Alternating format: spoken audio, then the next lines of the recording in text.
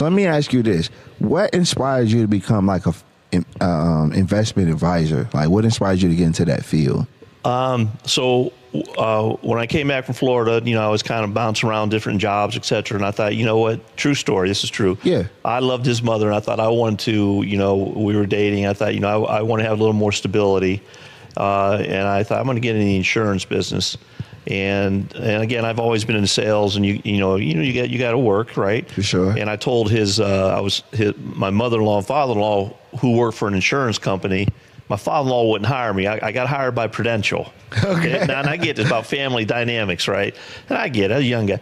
So I got hired and my mother-in-law told me to come with her and work for a company at the time, which was called Century Company or Luther Mutual. And I went there and I worked, and then they were bought by another company called CUNA Mutual. But anyways, that changed my life. I wanted to have some stability so I could marry his mother and take care of her and provide for her. Man.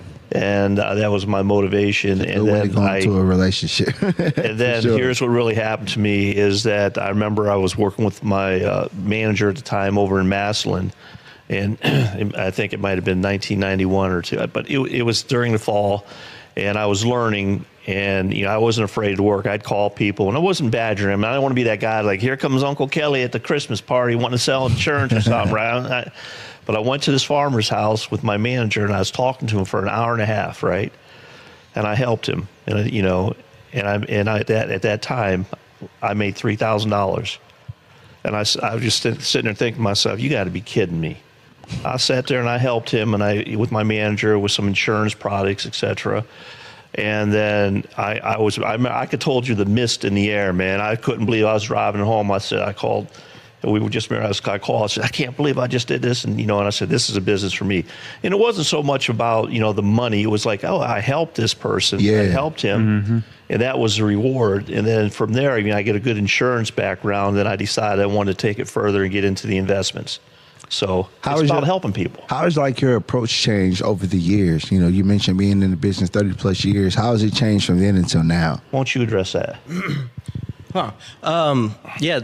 When Dad first started, let me check this out. Oh, you go ahead. When Dad first started, he was an insurance agent, and as an insurance agent, you can offer insurance products, and some of them have like investment features, but by and large, insurance is not an investment.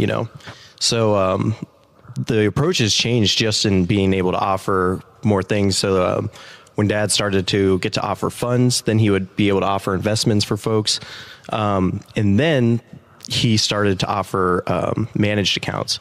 So he went from an insurance agent and then got his broker license to be pretty much a stockbroker. Then you can offer funds. And then he moved into managing money to where you're not just selecting funds, but you're actually like buying stocks for individual clients. Gotcha. So it's kind of an evolution from, okay, we're dealing with insurance. Now we can offer some investments. Now we can actually manage your investments. And 3 years ago, when I got back with Dad and with the business and got my license, we talked about going independent. The actual like managed money part of the business was still a smaller part.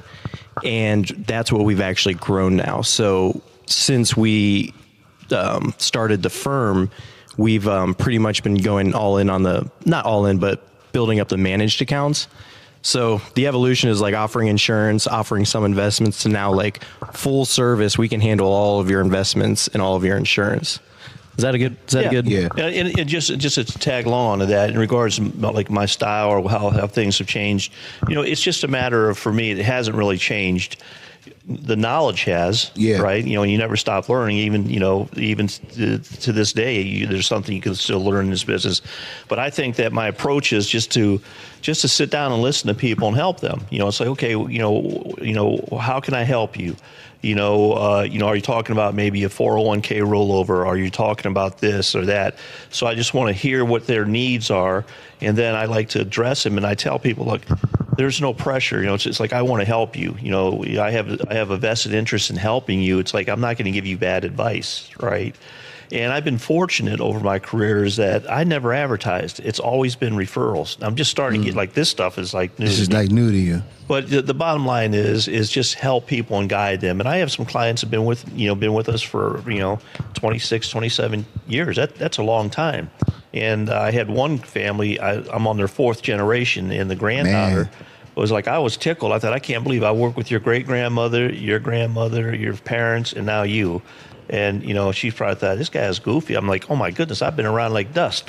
So, And you said all this is off of word of mouth mainly, too, right? Never advertised.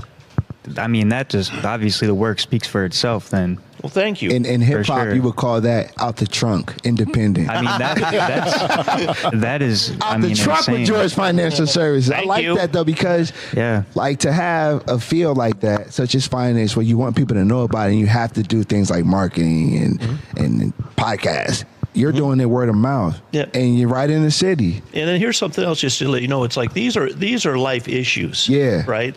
So you're kind of putting your faith, your financial life in our hands. So I will educate you, and so will Michael. That what are the potholes in the road that you might have, right? So example given, let's just say you're a young couple or a young person. Do you have children? You need life insurance. I don't even care if you get it through us, right? But if you have a family or you have some obligations, go online and get yourself some term insurance. I like that. What happens if God forbid somebody passes away? Your kids still got to eat, right? Facts. The bills still come. So that's one issue. So another issue is potholes in the road for older folks. It's like I tell them, look, you may never go into a nursing home, but do you want to prepare yourself? What if? What if this happens and this happens? Do you have your legal house updated? Do you have your will? Power? It doesn't mean you're dying or going anywhere. But if you're sick, do you have the right person to help you step in for your shoes? And then you could educate people on investments. And I think we do a good job talking to people and just keeping it basic. And we don't get a lot of phone calls when the markets go down. It's because we diversify and you have some safety. You have all these things in place. And it doesn't matter what we say. It's like if you don't have if you peace of mind, if you're going to lay in your bed and look up at the ceiling and be all freaked out, I tell people don't do nothing. Yeah. Right. So these are life issues, and we want to help you.